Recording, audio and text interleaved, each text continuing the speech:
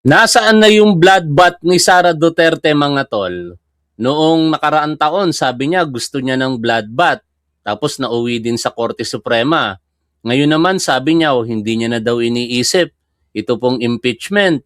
At nauwi na naman sa Korte Suprema. Pero mukhang meron pong isang nagpapapansin na gusto po talaga ng bloodbath. Pero hindi po ito si Sara Duterte. Kung hindi yung page po na Lorraine Body na sa ating pong pagkakaunawa, ito po ay mayroong kaugnayan kay Lorraine Badoy. Kasi mga tol, mukhang gusto niyang maka-bloodbath dito si Undersecretary Claire Castro. Yung kanyang pagpe-praise ng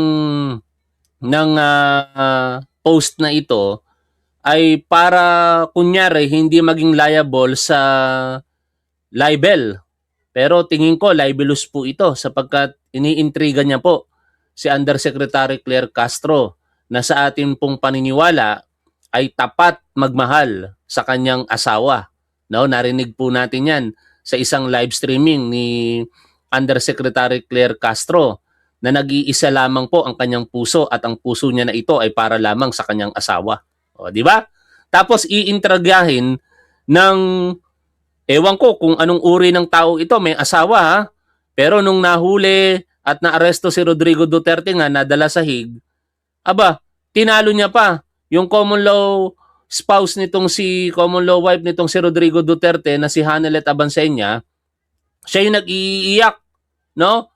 O, balik tayo dito kay Lorraine Badoy. Sabi niya po, and I quote, Claire Castro should address allegations that she has a relationship with Department of Justice spokes Polo Martinez in exchange for giving Polo Martinez a higher government position, reprehensible and dangerous if true. No? May paganon-ganon pa siya pero tingnan nyo po yung malisyosong post po na ito, mga tol. Napaka-libelous po nito. Sana maiparating nyo kay Undersecretary Claire Castro na may ganitong post. Ito pong si Lorraine Body Facebook page, ano, na malamang kay Lorraine Badoy po ito.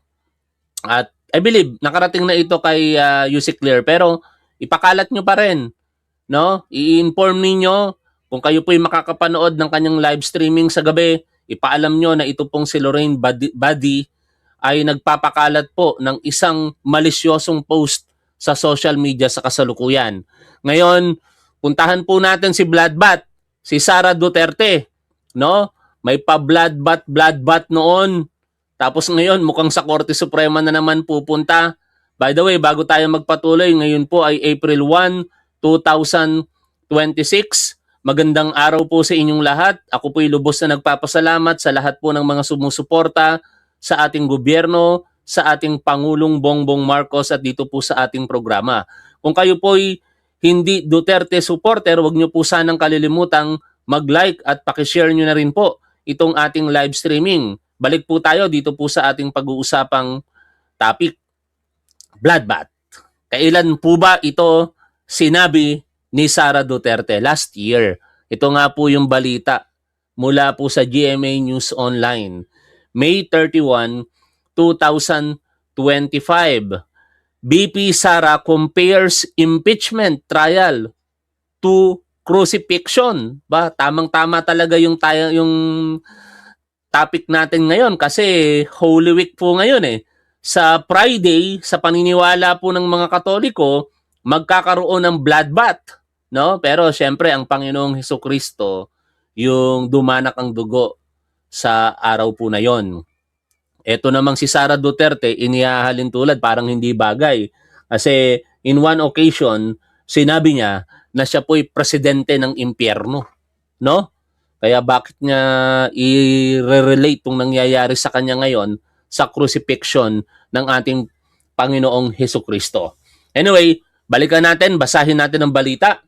Vice President Sara Duterte on Saturday likened her upcoming impeachment trial to a crucifixion as she celebrated her 47th birthday in The Hague, where she joined a rally in support of her father, detained former President Rodrigo Duterte. Ulitin ko po, baka maligaw po kayo ha. May 31, 2025, ito pong binabasa kong balita. Speaking to the media, Duterte said, "It's a persecution, some sort of crucifixion.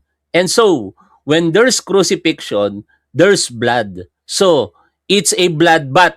My bloodbath." Anep, ha? The Vice President has previously stated that she prepares her impeachment trial to proceed because she wants a bloodbath, a remark that drew mixed reactions. Duterte, however, defended her choice of words, saying, "Many people refuse to understand the context wherein I give my statements. I think many misunderstood the word bloodbath." Bloodbath. Many did not want to understand, refuse to understand what it means. Ano ba ang ibig niyang sabihin sa pagsasalita ng bloodbath? Literal lang naman yun na magiging madugo, ika nga, ang pakikipaglaban. Tapos biglang pupunta sa Korte Suprema. Ano bang nangyari noong February 5, 2025? Ito po yung araw kung saan ang articles of impeachment ay pinirmahan ng 215 congressman sa House of Representatives, 19th Congress. At thereafter, ito po ay tinransmit sa Senado para po sana magkaroon na ng trial forthwith. Dapat makapagsimula na ng trial immediately. Pero ano ang ginawa ni Sara Duterte o ng kampo niya? Kinwestiyon agad nila ito sa Korte Suprema. Nakalimot sila doon. Sa bagay, nauna pala yung February 5, Mukhang planado na talaga, no? Na bago pa sabihin ni Sara Duterte yung bloodbath, talagang Korte Suprema na yata siya magpapaligo. Kasi nagkakabukuhan-bukuhan Bakit? Ito pong huling impeachment complaint na pinoproseso ngayon sa Committee on Justice. Siyempre, ang iniisip pa rin ng tao dyan, bloodbath pa rin ang gusto ni Sara Duterte, tapos kumambyo siya. Sabi niya, hindi niya na daw iniisip ang impeachment complaint. Tapos yung kanyang mga abogado, si attorney o yung mga sumusuportang abogado sa kanya na sina attorney Israelito Torion at Vic Rodriguez ay nagsumiti naman ng petisyon sa Korte Suprema para hingi na patigilin nito ang isinasagawang pagdinig ng Committee on Justice.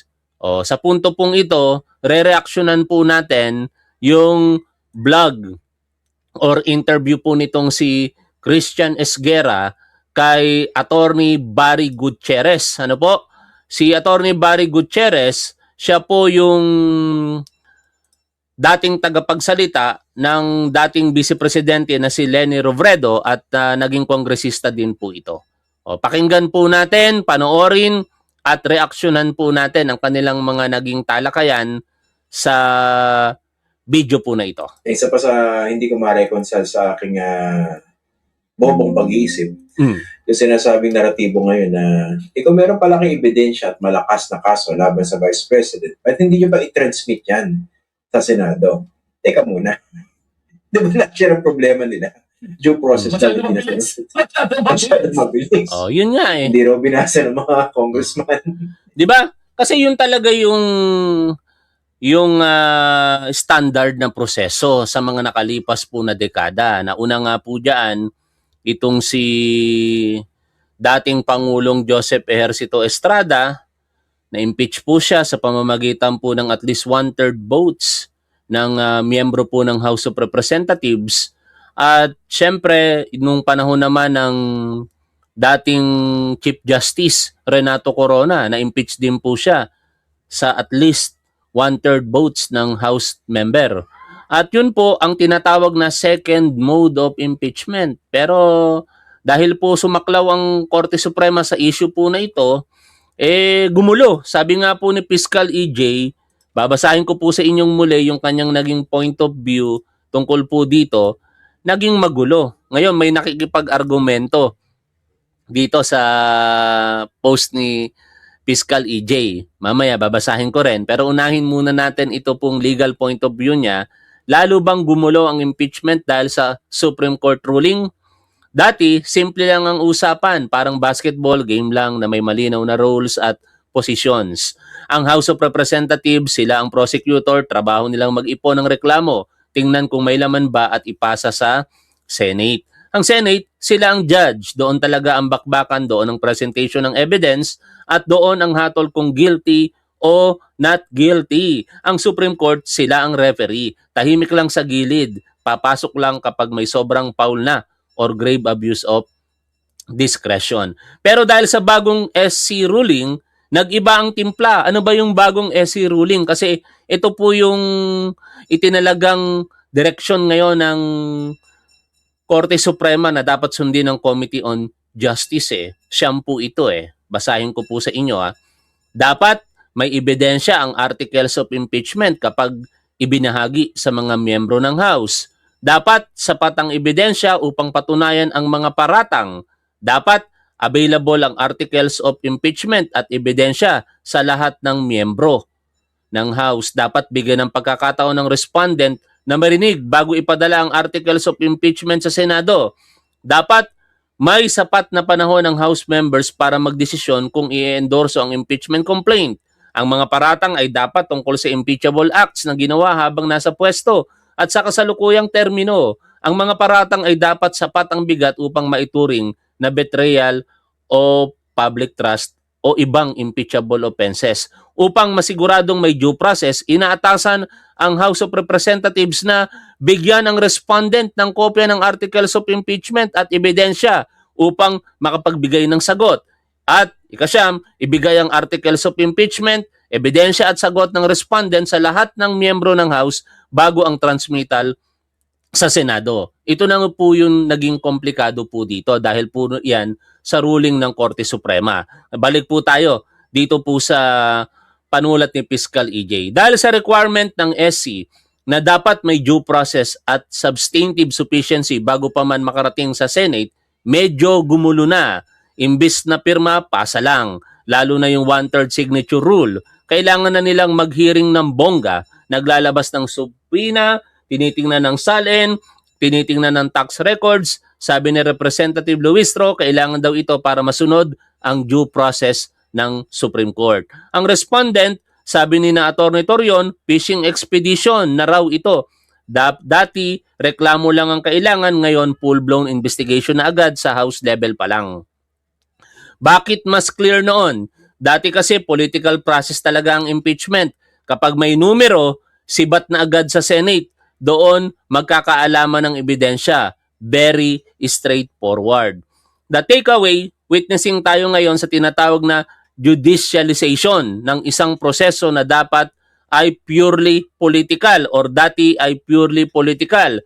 Dati, usapang numero at political will lang ito sa Kongreso. Ngayon, naging legal process na siya.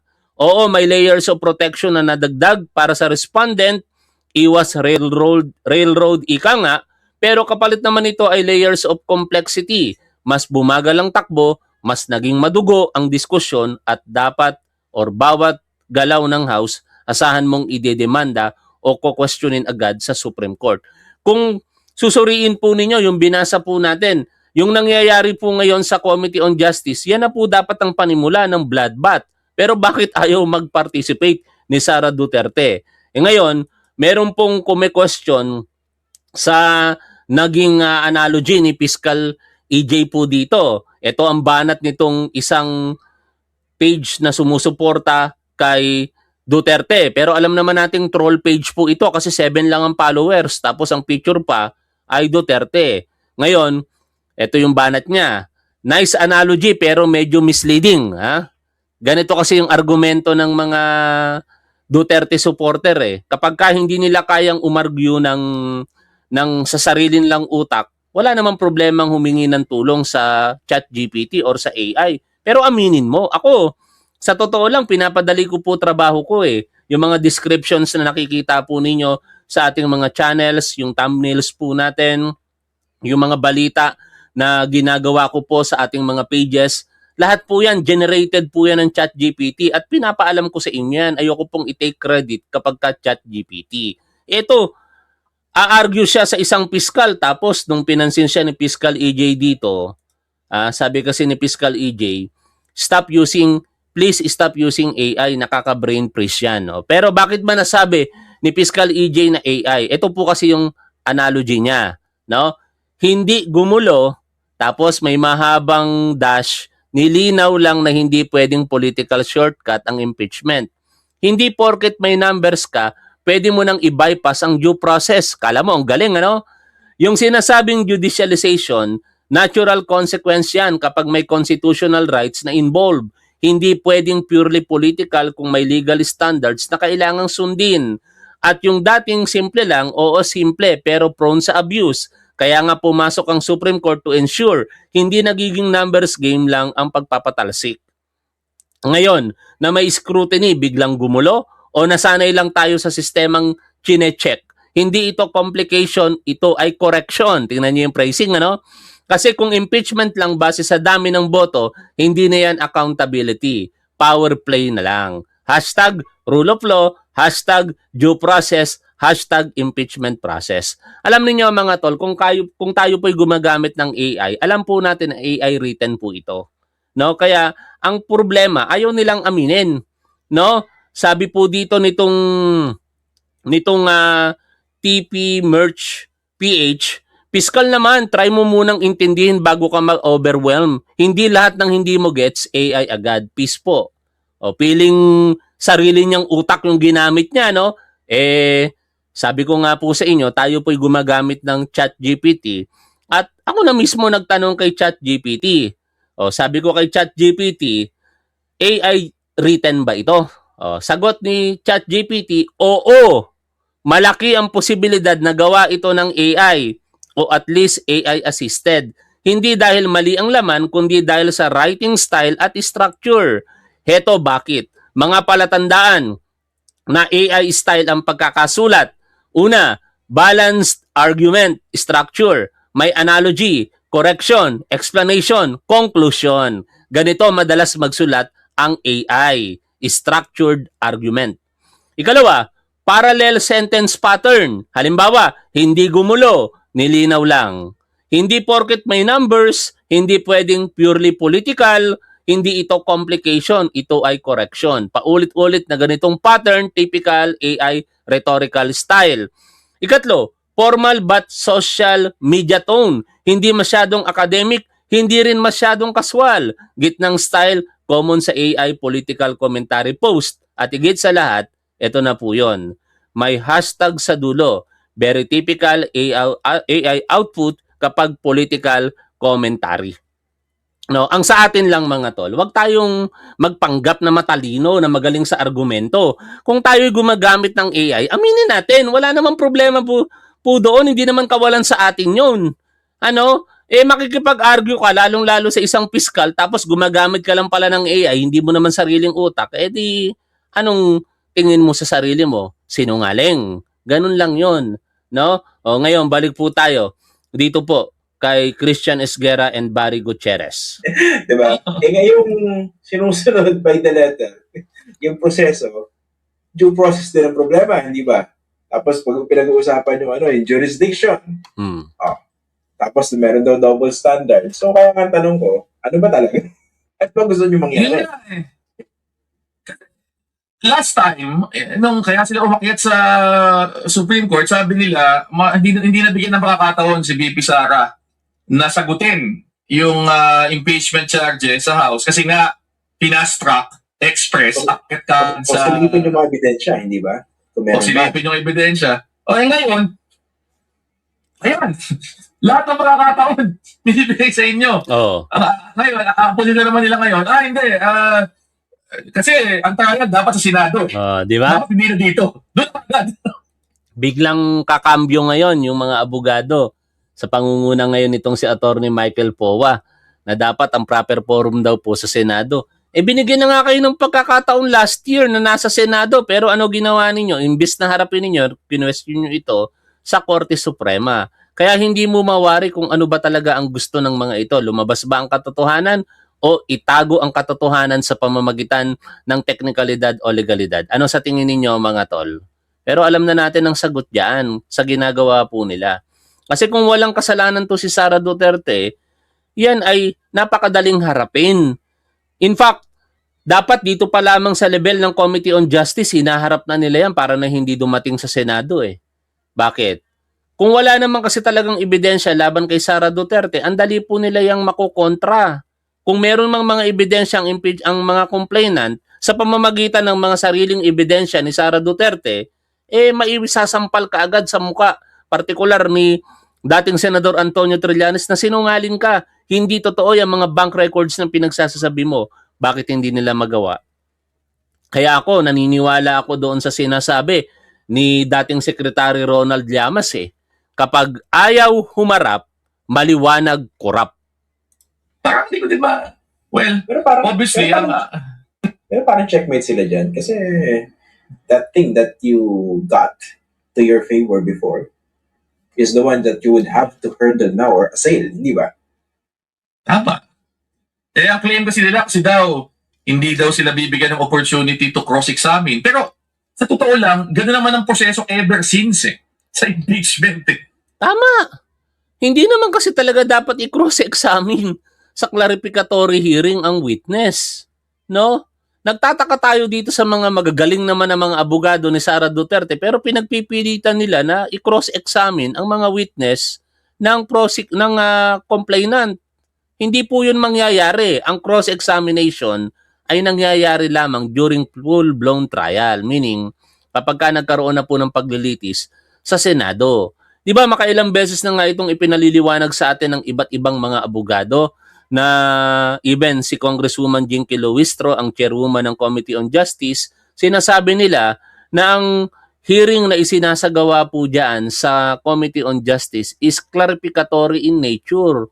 Kung ikukumpara po ito sa normal na proseso sa prosecution or criminal prosecution, ito po yung tinatawag na preliminary investigation. Saan ka nakakita ng preliminary investigation na kukomprontahin mo yung witness laban sa'yo? No? Ayan, dapat alam na alam nila, lalo ngayon, itong si Sara Duterte nagsampa ng kasong perjury kay Ramil Madriaga.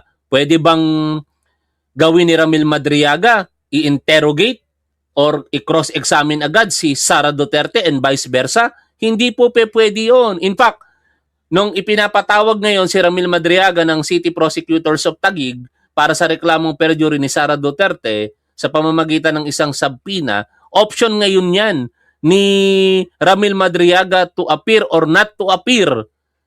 Yan po ay kanyang karapatan. Pero kapag ka hindi po siya nag-appear, wine-waive niya yung kanyang karapatan to be personally present during the conduct of preliminary investigation. Ganon din naman po dito sa clarificatory hearing ng Kongreso. Kung ayaw ni Sara Duterteng dumalo, wine-waive niya lamang yung kanyang presensya. Pero dapat at least somehow yung kanyang mga abogado nandoon para tingnan kung ano ba yung ginagawa ng Committee on Justice at hindi po nila ginawa dapat yung pambabastos na kanila pong ginawa noong March 25 sa pamamagitan pa ng isang letter. Kaya nga po ito ay kinadismaya ng maraming mga kongresista. Partikular, ito pong si Congresswoman Leila de Lima na nagmanifest para po sa kanyang pagkakadismaya doon po sa letter ng legal team ni Sara Duterte. Biruin mo, parang pambabastos po yun. Questionin mo at palalabasin mo na wala silang jurisdiction doon po sa ginagawa nilang nakaangkla naman sa saligang batas at higit sa lahat, ipinag-uutos ng Korte Suprema base sa naging desisyon nito noong July 25, 2025 at resolution po nito noong January 2026. Tuloy po tayo sa pakikinig po dito. Kasi nga, ano pa lang to parang, kumbaga, kung kukuha tayo ng analogy sa criminal law, ito pa lang yung preliminary investigation Fiscal, di ba? Prosecutor, yung gumagawa ng investigasyon. Sa prosecutor's office, wala naman trial Hindi naman kayo pwede mag-cross-examine dun Ang nagtatanong lang dun, yung prosecutor. Bakit dito? Ang pwede magtanong, mga members ng Committee on Justice. Sa akin naman, meron naman sila mga campaign congressman, di ba? Meron ba? Hindi yung mga campaign congressman na magtanong. Parang wala naman Grabe ka naman. Wala ba? Meron ba? Wala ko napapansin. Si Bong Suntay boboto na 1 kahit sa isang boto against yung sufficiency in substance, di ba? 50 for 1 yun So, si Bong Suntay, abogado naman yun. Then yun, bigyan nila ng mga tanong. Si Bong Suntay ang magtanong, bakit hindi pwedeng gawin na gano'n? Bakit para?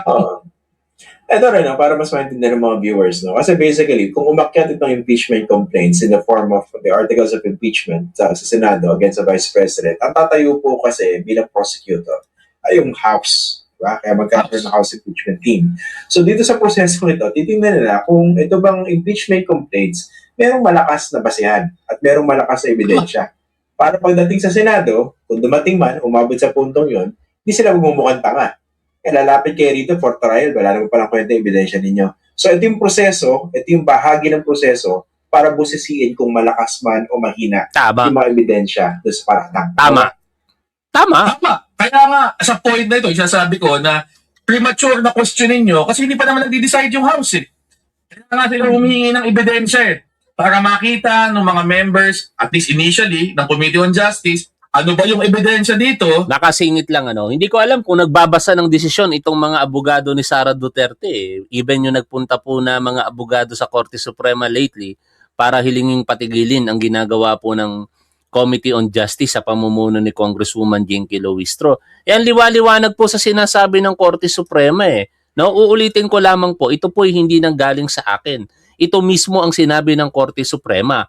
Upang masigurong may due process, inaatasan ang House of Representatives na bigyan ang respondent ng kopya ng Articles of Impeachment at ebidensya upang makapagbigay ng sagot.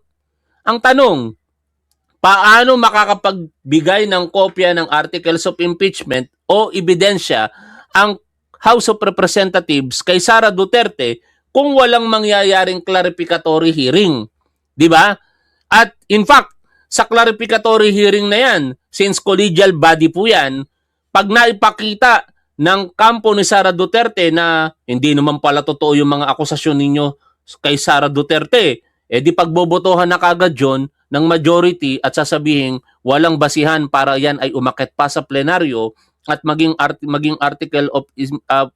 articles of impeachment at pagbotohan pa ng mga miyembro ng House of Representatives.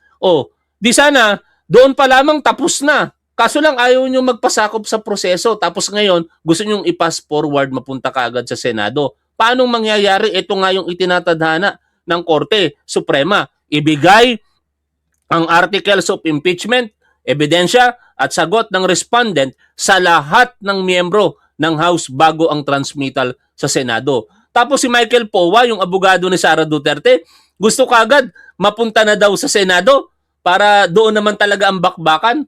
Ng teteng, nung nakaraang taon, ganun ang ginawa sa second mode of impeachment through 1/3 votes. Pero ano ginawa nila? Uulitin ko na naman yung sinabi ko kanina. Dumulog sila sa Korte Suprema, kinwestiyon nila ito at walang nangyaring trial. Tapos ngayon, bubudulin na naman tayo na gusto nila sa Senado. Daan muna dito sa tamang proseso, yung clarificatory hearing at in short, pagdetermina kung meron bang probable cause o sapat na basihan para po makabuo ng isang articles of impeachment laban kay Sara Duterte, maiakyat ito sa plenaryo at mapagbotohan ng mga miyembro po ng House of Representatives. Ba't kayo nag-aalala siya nga pala? Di ba nandyan nga yung mga magkakamag-anak na Duterte, 3 yata yun. No? Si Paulo Duterte, si Omar, sino pa ba isa? Parang 3 magkakamag-anak na Duterte yan, kung hindi man mga magkakakampi. Lahat ng distrito sa Davao, mga Duterte yan Kung hindi Duterte, supporter po nila o naka-aligned na politiko. Tapos nandiyan sina Bong Suntay, sina Rodante Marcoleta, sina Erice, mga DDS yan No? Ayaw lang nila amining mga DDS sila. Pero balik po tayo dito. At meron ba tayong sapat na ebidensya para magpatuloy at mag-recommend na ma-impeach nga si VP Sara Duterte? Pagkatapos gumawa ng rekomendasyon ng Committee on Justice within 60 days, natapos na yung hearings nilang ito, pupunta pa yan sa plenaryo. At sa plenaryo, dito kailangan makakuha ng at least 106 votes. Diba? Ito yung 1/3 ng buong membership ng House of Representatives. So, ibig sabihin, lahat ng mga bagay na yun, hindi pa nangyayari. Kaya nga kinukuha itong mga ebidensyang ito para matupad yung sinasabi ng Supreme Court doon sa desisyon niya doon sa impeachment last year para matiyak na itong mga congressman hindi lang basta bumoboto. Tama. Bumoto sila merong malinaw na batayan yung kanilang boto. Naintindihan nila yung kaso, nakita nila ebidensya. O ito, Tapos gusto nyong patigilin? Anong uri ng utak meron tong mga to? No?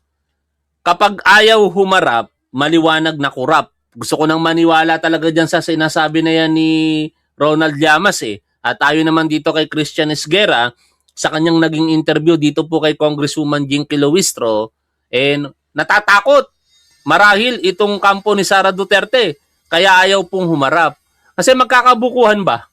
No? O ngayon, korekin nyo kami kung mali kami sa pamamagitan ng pagharap ninyo. No?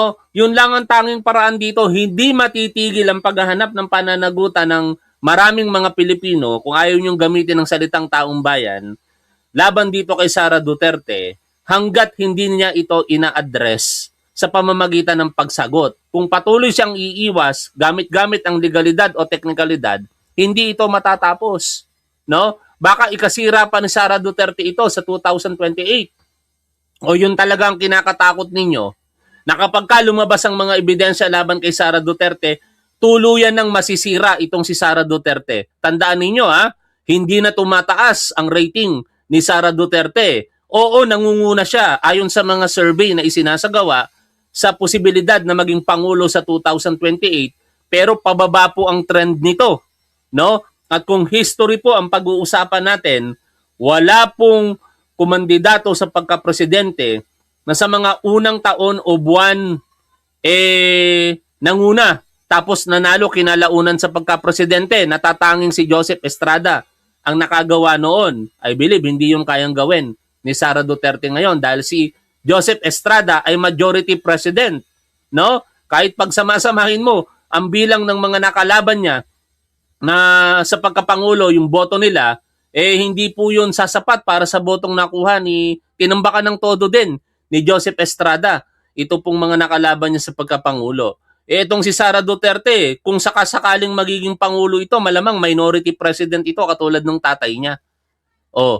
Pagka lumabas pa ang mga ebidensya, baka yung mga nag-iisip na Duterte supporter, except doon sa mga tatanga-tangang DDS bakit ko iboboto yan? Questionable ang integridad niyan. Tapos sinasabi niya, wala siyang tagong yaman. Ito pala yung mga ebidensya. Di nagbago na yung isip nila.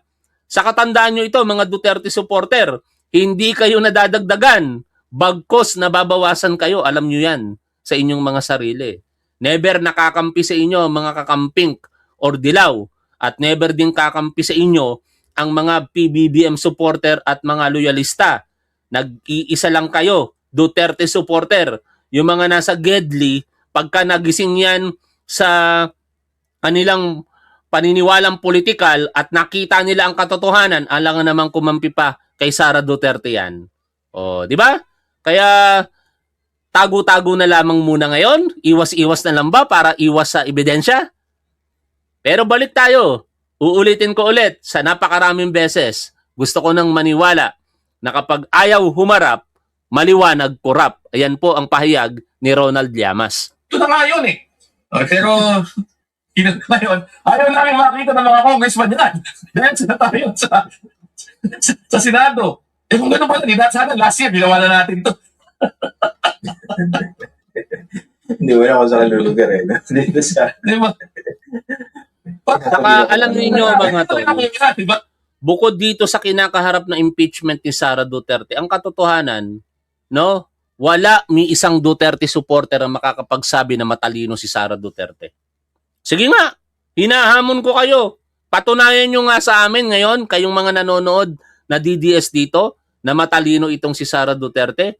Kasi ang hirap paniwalaan no? Kung hindi lang ito naging abogado, malamang sa malamang, ang majority na maniniwala na Pilipino dito ngayon, o ang Pilipino na maniniwala dito, majority, malamang sa malamang, bobo ang magiging kahihinatnan ng pagtingin sa kanya. Sara Duterte answers question on PBBM SONA. Ito, the infamous itok-itok. So as a final note, Ma'am Vice President, could you just give us your thoughts on the State of the Nation address? Right. Thank you. Good morning once again to everyone. First off, I'd like to thank our Department of Finance, the Bangko Sentral ng Pilipinas, PICC, for organizing this post-SONA briefing of the cabinet secretaries for our business community and for the entire country. Thank you very much for this opportunity to speak before all of you and explain the respective work that our cabinet secretaries and our departments need to do during the administration of President Marcos. Yes. Yes. So, So, initially, kabisado ko na eh. That's on the State of the Nation of President Marcos. I think everyone or many of those who do not understand economic numbers were overwhelmed with the numbers in the first part of the speech. That was, I think, the reason why it took a long time for people to start clapping, because the economic part was in the beginning, and many people really do not understand economic numbers.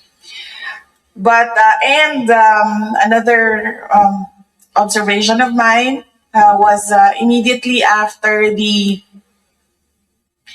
speech of the president, while I was going home, I was talking to one of our writers in my Obama office, writers. and I told him that Content I really yan. liked how the speech was written, because I do not write that way, and I truly appreciated the form that speech was composed. And as a cabinet secretary, and one who is the other half of the unit team, I would say that the State of the Nation of address of President Marcos was on point and perfect. Thank you. Sige nga, sabihin nyo nga sa akin matalino si Sara Duterte. Eto pa. Eto pa. Si Plan C, Plan A, Plan B, Plan C. So in your lives, there will be a lot of adjustments that you need to make. You need to have a plan A, a plan B, a plan C. Because your lives, you do not control your lives. Your lives is under a magnificent God. He will put you where He wants to be in His time and in His will in His time. Ako ang problema ng administrasyon. Yan pag matino siya, ganyan. Ang problema ng mga tol, paano pag hindi siya matino? Eto naman, pag hindi siya matino, ayon kasi kay Ramon Tulfo, luka-luka daw itong si Sara Duterte. Hindi po ako nagsabi niyan, Baka magalit na naman sa akin ng mga DDS. Si Ramon Tulfo nagsasabi niyan. Eto, kapag hindi matino si Sara Duterte, ganito. Totoo lang, sabihin ko sa inyo, ang number one doon na positive, ganito lang. Ganito kasimple. Pangarap ko, magkaroon ng FPG na sinusunod. Totoo yan. Because I feel na parang, wow. Sino ba sa inyo, sino ba sa atin ang ginagawa ng FPG? Diba? Sino ba sa atin na meron talagang tao na hindi matutulog ng ilang araw para gagawa ng FPG tapos susunugin? Diba? So naisip ko, when I become president, meron akong FPG. And susunugin nila ay magpapapicture ako doon. Kasi hindi lahat ng tao